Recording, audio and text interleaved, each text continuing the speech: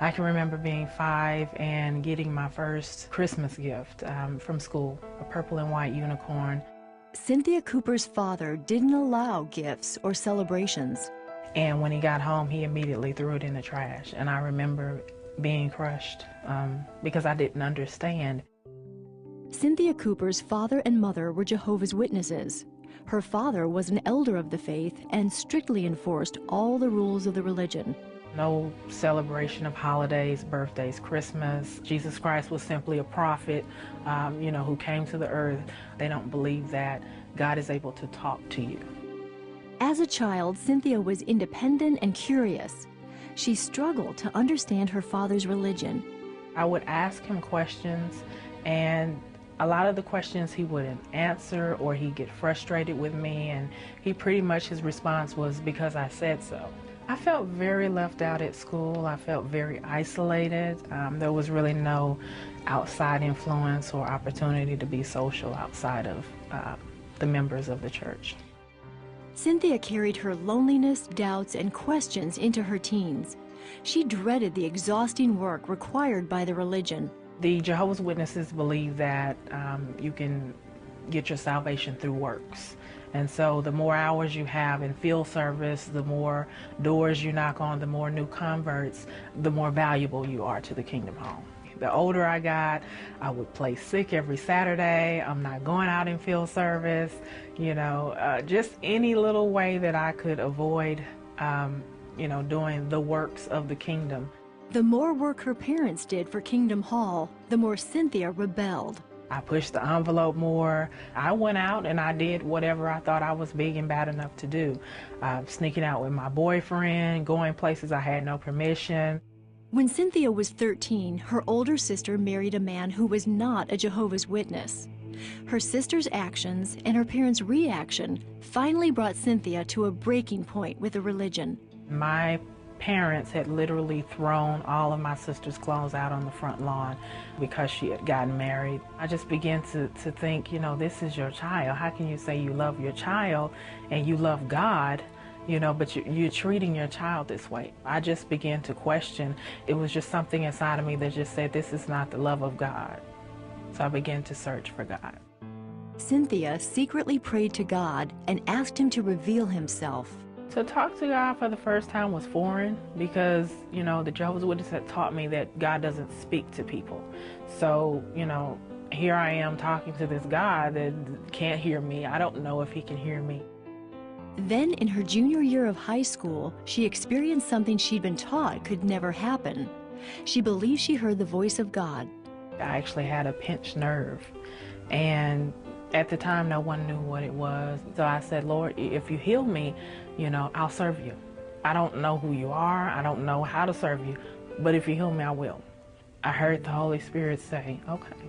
And so I turned my neck, and something snapped in the side of my neck. And immediately I was healed.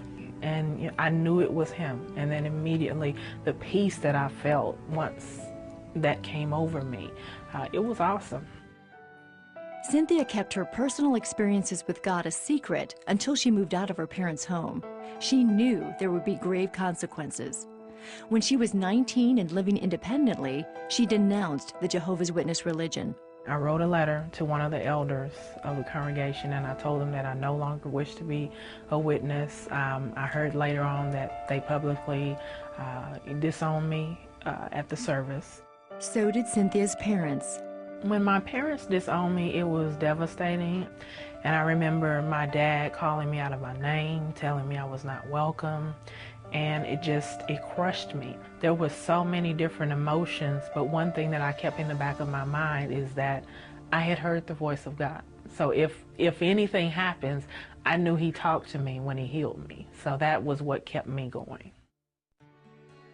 A couple of months later, Cynthia met a pastor at a local gym, and he invited her to church. Because of his invitation, she attended a Christian church for the first time in her life. At first, she was afraid. I had been taught that all other churches were tied up with Satan the devil, and to go in and embrace that would be basically worshiping the devil. But there was such a peace that came over me that I knew it was God, and I knew it was him leading me. I didn't know how, but I knew it was.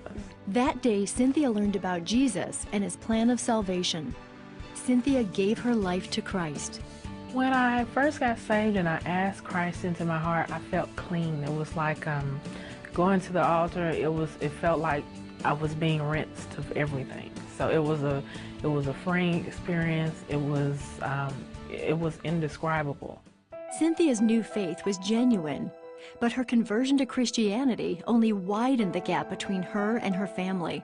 I fell into a deep depression, and I can remember having a bottle of pills, and I called one of my friends and I basically told him goodbye because I was planning on killing myself.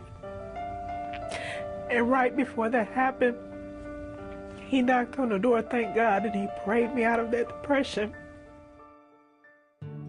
With the support of her church, Cynthia drew on God's strength and encouragement. Her victory over depression came when she started reading the Bible and memorizing scriptures. Cynthia says her hardships only made her faith stronger. I learned so much about who Jesus was. From my provider, my comforter when I was lonely. He was my peace. When my mind would try to be confused. He's been my mother, he's been my father. He's been everything to me. Today, Cynthia is still estranged from her family, but she has forgiven them and prays for them. She shares her life-changing story in her book, The Cost of My Salvation. There's definitely a difference between religion and relationship. I have a relationship with Jesus Christ. I live my life based on the relationship because I want to be pleasing to him. And that's so absent from the rituals that come with religion. There's no comparison. If there's someone today watching and you want Jesus, and maybe you were taught that he's just a prophet, I would encourage you today to just invite him into your heart. His blood is more powerful than anything. His spirit is more powerful than anything. So if you really want to seek him, and if you diligently seek him, he will find you.